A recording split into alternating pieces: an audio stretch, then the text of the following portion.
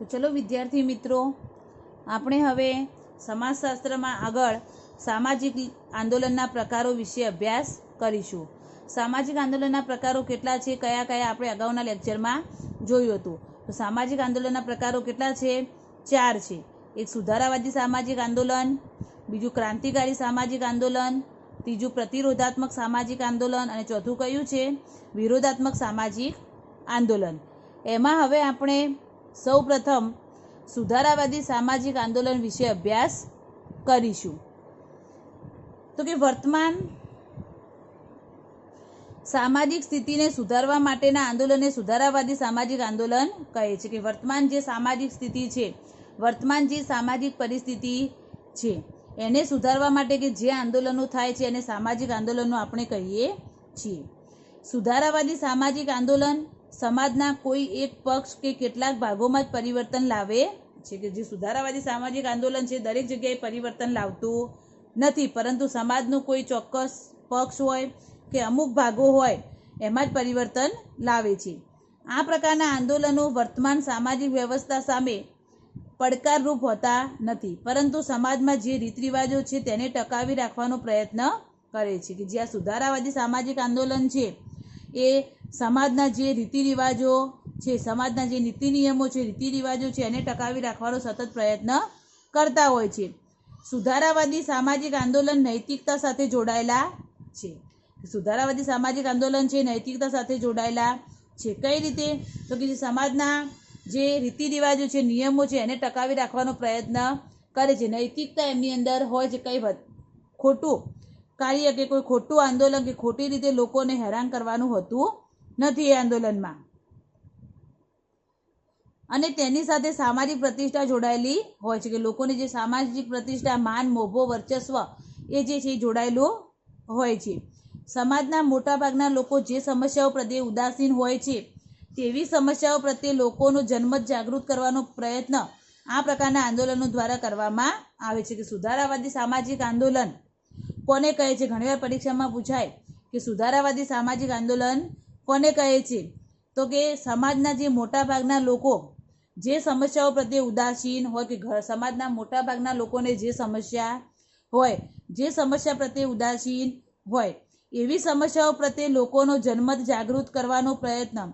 કે જે લોકોને સમસ્યા છે એ લોકોની સમસ્યાઓ પ્રત્યે લોકોનો જનમત જાગૃત કરો. લોકો શું કહેવા માગે છે, લોકોનો મંતવ્ય શું છે, લોકો શું કહેવા માગે છે, લોકોનો જનમત જાગૃત કરવાનો. લોકોની પરિસ્થિતિ કેવી છે, લોકો શું બદલાવ લાવવા માગે છે, લોકોના વિચારો જાણવામાં આવે છે.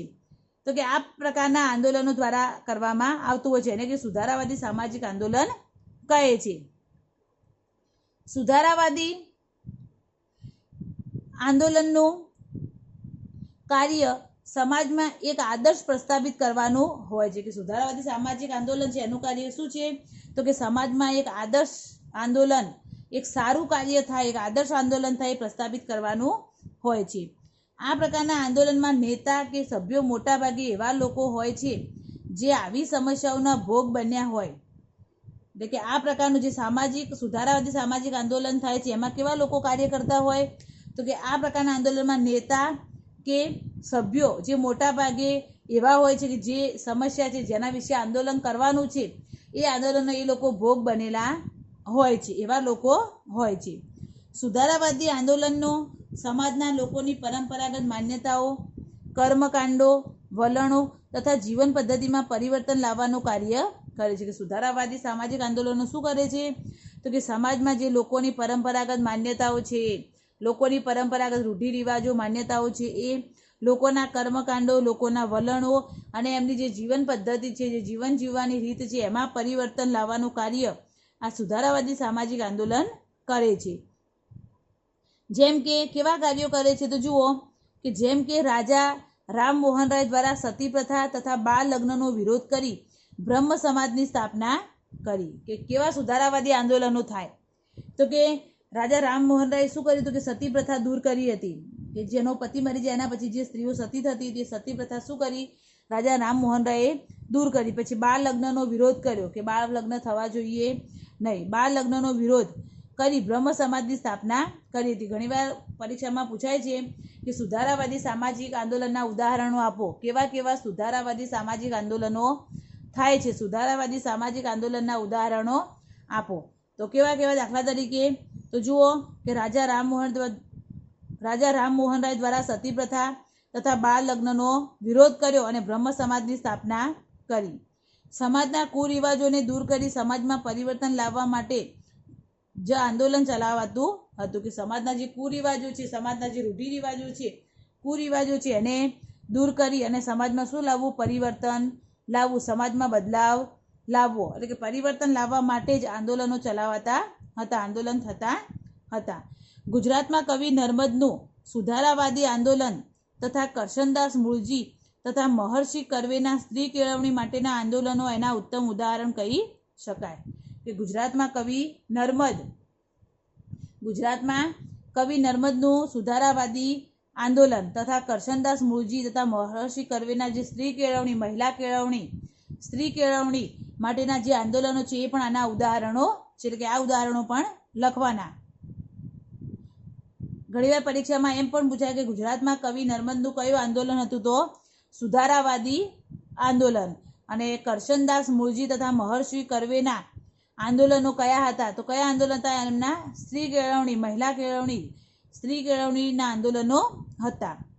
આ પ્રકારના આંદોલનો શાંતિપૂર્વક અને અહિંસક હોય છે. કે આવા આંદોલનો કેવા હોય છે? એકદમ શાંતિપૂર્વક હોય છે, શાંતિપૂર્વક અને અહિંસક હોય છે. કોઈ હિંસા બિંસા થતી નથી, અહિંસક અને શાંતિપૂર્વકના આંદોલનો હોય છે. બીજું હવે આપણે જોઈએ કે ક્રાંતિકારી સામાજિક આંદોલન. કે ક્રાંતિકારી સામાજિક આંદોલન કોને કહે છે?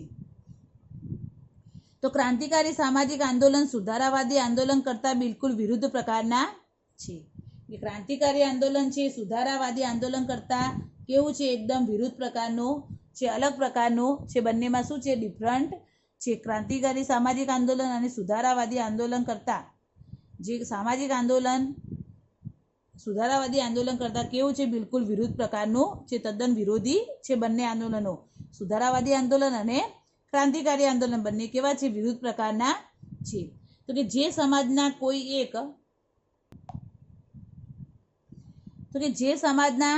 કોઈ એક ક્ષેત્ર કે ભાગમાં પરિવર્તનની હિમાયત નથી કરતા, પરંતુ સમાજમાં ધરમૂળથી ફેરફારની હિમાયત કરે છે. કે કોઈ એક જગ્યાએ કે કોઈ એક ક્ષેત્ર કે કોઈ એક ભાગમાં આ પરિવર્તનની હિમાયત કરતા નથી, પરંતુ શું કરે છે? આખા સમાજમાં ધરમૂળથી ફેરફારની હિમાયત કરે છે. કે બધામાં પરિવર્તન આવવું જોઈએ, આખા સમાજમાં મૂળથી પરિવર્તન આવવું જોઈએ એવી હિમાયત કરે છે. આ પ્રકારનું આંદોલન સમાજની વર્તમાન વ્યવસ્થાને સ્થાને સંપૂર્ણ નવી જ વ્યવસ્થા સ્થાપવાનો ઉદ્દેશ ધરાવે છે. કે આ જે ક્રાંતિકારી આંદોલન છે એ શું કરે છે? તો કે જે સમાજની વર્તમાન વ્યવસ્થાને સ્થાને સંપૂર્ણ નવી જ વ્યવસ્થા આવે, નવો જ બદલાવ આવે એ સ્થાપવાનો એનો ઉદ્દેશ્ય હોય છે. હર્બર્ટ બ્લુમર ક્રાંતિકારી આંદોલનની નીચે પ્રમાણે વિશેષતાઓ બતાવે છે. કે ક્રાંતિકારી આંદોલનની અમુક વિશેષતાઓ બતાવવામાં આવી છે. તો સૌપ્રથમ પહેલી વિશેષતા કઈ છે? તો ક્રાંતિકારી આંદોલન સંપૂર્ણ સામાજિક વ્યવસ્થાનું પુનઃનિર્માણ કરે છે. ક્રાંતિકારી આંદોલન શું કરે છે? તો કે સંપૂર્ણ સામાજિક વ્યવસ્થાનું પુનઃનિર્માણ કરે છે, ફરીથી એનું નિર્માણ કરે છે. ક્રાંતિકારી આંદોલન વર્તમાન સમયમાં પ્રસ્થાપિત મૂલ્યો, રૂઢિઓ, રિવાજોને સ્થાને નવા નૈતિક મૂલ્યોની નવી યોજના કરે છે. ક્રાંતિકારી આંદોલન શું કરે છે? કે જે રૂઢિ રિવાજો છે, પ્રસ્થાપિત મૂલ્યો છે એ બધાના સ્થાને નૈતિક નવા મૂલ્યોની યોજના રજૂ કરે છે. આ આંદોલન સમાજની સમસ્યાઓના ઉકેલ માટે વર્તમાન સંસ્થાઓ, કે સંસદ હોય, પોલીસ હોય કે ન્યાયતંત્ર હોય, એમાં વિશ્વાસ ધરાવતા નથી, તેને સ્થાને નવી સંસ્થા શરૂ કરવામાં આવે છે. કે ક્રાંતિકારી આંદોલન છે એ શું કરે છે? કે સમાજની જે સમસ્યાઓ છે, સમાજના જે પ્રોબ્લેમો છે, એ સમાજની સમસ્યાઓ, સમાજના પ્રોબ્લેમો એને ઉકેલવા માટે વર્તમાન સંસ્થાઓ, કે સંસદ હોય, પોલીસ હોય કે ન્યાયતંત્ર હોય, એમાં વિશ્વાસ રાખતા નથી, એમાં વિશ્વાસ ધરાવતા નથી, અને એને સ્થાને શું કરે છે? નવી સંસ્થાઓ શરૂ કરે છે. આ આંદોલનમાં લોકમત ઊભો કરવામાં આવતો નથી, પરંતુ લોકોને જ પોતાના પક્ષમાં લઈ લે છે. કે આમાં લોકમત ઊભો કરવામાં નથી આવતો કે લોકો શું કહે છે, લોકો કેમ થવું જોઈએ એવું હોતું નથી. આ ક્રાંતિકારી આંદોલન છે એમાં લોકમત ઊભો કરવામાં આવતો નથી, પરંતુ શું કરવામાં આવે છે? કે લોકોને જ પોતાના પક્ષમાં લઈ લે, લોકોને પોતાના પક્ષમાં લઈ લે, એટલે જે પક્ષવાળા કે એ પ્રમાણે લોકોને કરવાનું હોય છે, લોકોનો મત ચાલતો નથી. આ પ્રકારના આંદોલન મોટે ભાગે સમાજના નિમ્ન વર્ગોમાંથી ઉદ્ભવે છે, કારણ કે તેઓનું શોષણ વધુ થતું હોય છે. ક્રાંતિકારી આંદોલન જે છે એ ક્રાંતિકારી આંદોલનો મોટે ભાગે જે સમાજના નિમ્ન વર્ગો છે, નીચી કક્ષાના જે વર્ગો છે, નિમ્ન વર્ગો છે, એમાંથી ઉદ્ભવતા હોય છે. કેમ? કારણ કે એમનું શોષણ કેવું થતું હોય છે? વધુ શોષણ થતું હોય છે, માટે લોકો આવા આંદોલનો કરતા હોય છે. ક્રાંતિકારી આંદોલનમાં સમાજ બે ભાગમાં વહેંચાઈ જાય છે. ક્રાંતિકારી આંદોલન થાય એટલે સમાજ કેટલા ભાગમાં વહેંચાઈ જાય છે? સમાજ બે ભાગમાં વહેંચાઈ જાય છે. એક વર્ગ એવો છે કે જેની પાસે ઉત્પાદનના સાધનોની માલિકી હોય છે, અને બીજો વર્ગ એવો છે કે જેની પાસે ઉત્પાદનના સાધનોની માલિકી નથી, પણ તેઓ પાસે શ્રમ હોય છે. આ પ્રકારના આંદોલનો આ બંને પ્રકારના વર્ગો વચ્ચેના સંઘર્ષમાંથી ઉદ્ભવતા હોય છે. ક્રાંતિકારી આંદોલનમાં સમાજ કેટલા ભાગમાં વહેંચાઈ જાય છે? બે ભાગમાં વહેંચાઈ જાય છે. કે એક વર્ગ એવો હોય છે કે જેની પાસે ઉત્પાદનના સાધનોની માલિકી હોય છે, કે એની પાસે વધારે પૈસા હોય છે, એ બધી જ વસ્તુઓ પોતાની ખરીદી શકે છે, વધારે પૈસા હોય છે, એટલે કે ઉત્પાદનના સાધનોની માલિક હોય છે એક વર્ગ પાસે, એટલે કે જે ધનવાન હોય છે. જ્યારે બીજો વર્ગ કેવો હોય છે કે એની પાસે ઉત્પાદનના સાધનોની માલિકી હોતી નથી, એના પાસે કોઈ સાધનો હોતા નથી, કોઈ ઉત્પાદન કરી શકે એવું પૈસા કે કાંઈ હોતું નથી, એટલે કે ગરીબ લોકો હોય છે. પણ તેઓ પાસે શું હોય છે? શ્રમ હોય છે, કે એ લોકો શું કરી શકે? જેની પાસે પૈસા નથી, ગરીબ લોકો જે શું કરી શકે? મહેનત કરી શકે છે. અને જે સાધનોની માલિકી ધરાવે છે એમની પાસે પૈસા હોય છે, પરંતુ સાધનો હોય છે, પરંતુ એ મહેનત કરી શકતા નથી. એટલે કે આ પ્રકારના આંદોલનો આ બંને પ્રકારના વર્ગો વચ્ચેના સંઘર્ષમાંથી ઉદ્ભવે, એટલે કે બંને વચ્ચે શું થાય છે? પછી સંઘર્ષ થાય છે, અને એનાથી આવા આંદોલનો ઉદ્ભવતા હોય છે.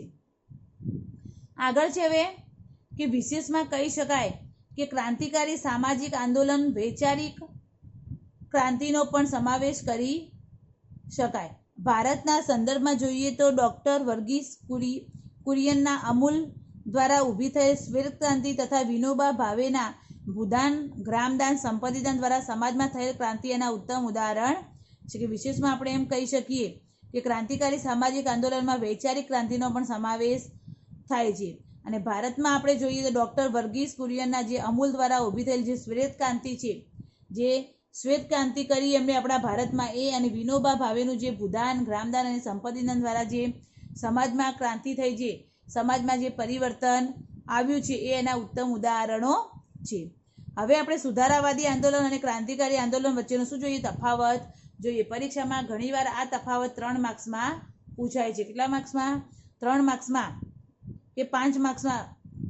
3 માર્ક્સમાં ઘણીવાર પ્રશ્ન પૂછાય છે કે સુધારાવાદી આંદોલન અને ક્રાંતિકારી આંદોલન વિશે તફાવત આપો. 3 માર્ક્સમાં ઘણીવાર આ પ્રશ્ન પૂછાય છે. તો ધ્યાન આપો કે સુધારાવાદી આંદોલન તો કે સમાજના આંશિક પરિવર્તન સાથે જોડાયેલ હોય છે. કે સુધારાવાદી આંદોલનથી શું થાય છે? સમાજમાં થોડું ઘણું પરિવર્તન આવે છે, આંશિક પરિવર્તન આવે છે, થોડું ઘણું પરિવર્તન આવે છે. જ્યારે ક્રાંતિકારી આંદોલનમાં શું હોય છે? કે સમાજના સંપૂર્ણ પરિવર્તન સાથે જોડાયેલ છે. ક્રાંતિકારી આંદોલન શું કરે છે? સમાજમાં સંપૂર્ણ પરિવર્તન લાવે છે.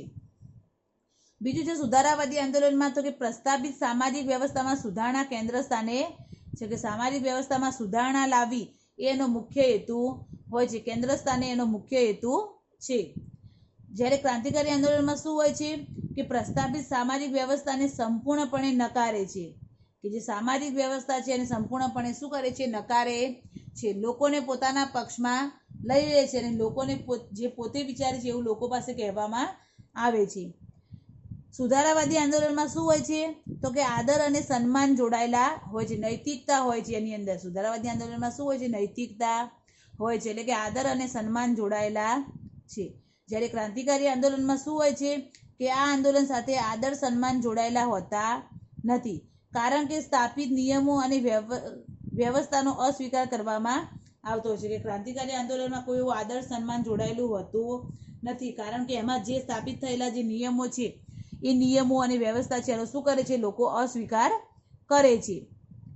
પછી સુધારાવાદી આંદોલનમાં શું હોય છે? કે લોકમતને સમસ્યાના સમાધાન માટે તૈયાર કરવામાં આવે છે. કે લોકોનો જે મત છે, લોકોનો મત વિચારવામાં આવે છે. કે લોકોને જે સમસ્યા છે, લોકો જે પોતાનો મત બતાવે છે એને સમાધાન માટે તૈયાર કરે છે સુધારાવાદી આંદોલન.